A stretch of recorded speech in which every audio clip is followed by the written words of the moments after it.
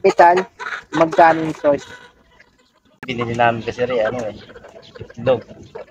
100 sa itlog merye. Pinalaki lang namin. Pagka magulang-gulong na rin, panabong, nabibenta namin rin. Nasa 5-5. Yung mga hamon mula sa simula hanggang ngayon. Yung may iwasan talaga yung sakit. Dapat nang gawin, laging vitamins. Ganun lang. Tapos, paliguan yung mga ayaw para mawala yung mga sakit, para di tinatamaan. Uri ng hayop at bakit yun yung pinili nyo? Dahil na ito Texas, panabong.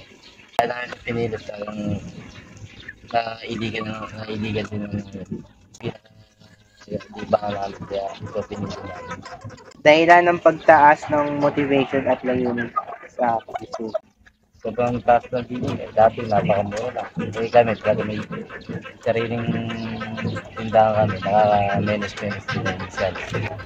Kasanayan sa pagmamahal ng pagkain, paglilinis sa kalusugan at pamamahala ng sa bukid. Ganyan, dahil sabi ko kanina, dapat maging maalala talaga kayo. Dahil hindi kapatid. Kailangan tutuhan din. At yung huli po ay market, presyo ng paano at uri ng produkto, meat, dairy, eggs, saan sila binibenta. Hindi naman dairy rin, hindi naman meat, hindi naman egg rin. Panabong na manok. Minsan may mga farm na kumuha sa amin. Kukunin ito, laatan. Price na rin. Minsan sa 5-5, laatan, gano'n. Parang bayan lang din ginagawa namin. Hindi naman kami talaga na sasabong. Naman talaga bayan lang. Nagpapadami lang kami. Anong pangalan ninyo po? Ito si Apolinario Sarmiento, 52 anos. Anong hayop po inalagaan ninyo? Ang alaga kong hayop ay itik. Nangingitlog na itik. Number 1. Capital, magkano? Ngayon po, medyo malaki ang kapital namin ngayong taon na to dahil mahal po ang RTL ng itik. Ang halaga po ng dumalaga is 320 to 330 ang naging halaga.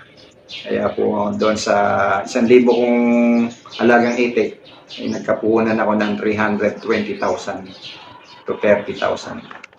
Mga hamon sa simula hanggang ngayon. Sa pag-alagaan po, ang hamon po ng ngayon, tagaraw. At nag-El Nino, mainit ang panahon, kaya kailangan maayos ang yung tubig, pagpapalit madalas, then kailangan may vitamins, ang itik mo, at tapos sa gabi, iniilawan namin dahil sa gabi sila nakakakain pag lumamig ang panahon. Ari ng hayop at bakit? Dahil yung itik ang naalagaan namin dahil po unang-una,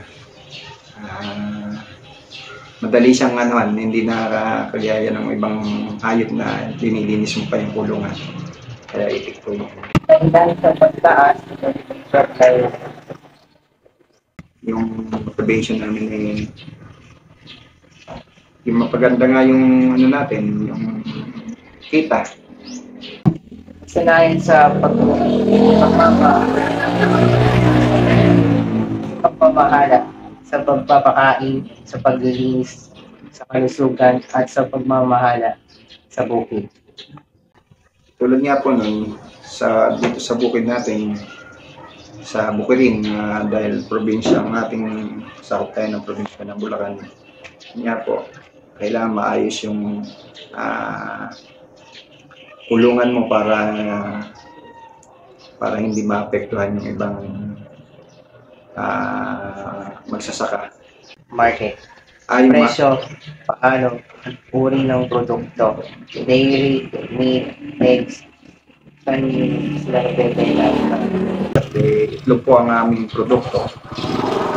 kumukuha po sa akin ng mga itlog eh, taga Pari, Tanda pa, Pampanga. Then, dalawa po sila, then meron din po sa Kalasa. Ginagawa nila ito ng makalat. Isa, na araw po ang buhay, isa, tatlong araw. Sa lisip po sila. Yun po ang sistema ng atin. I-dispose ng ating itlog. Tingnan po.